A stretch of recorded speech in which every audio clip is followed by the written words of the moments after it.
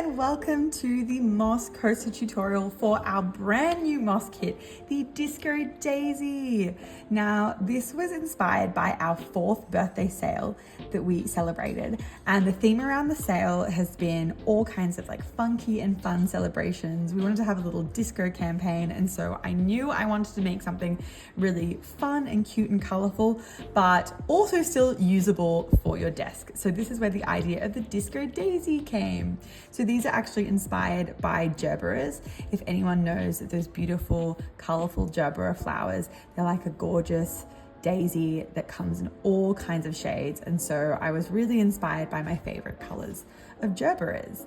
Then I wanted to make it still really luscious and green in all the ways that you know and love, but add really fun pops of color, including these rainbow little looped pom-poms in the chenille yarn.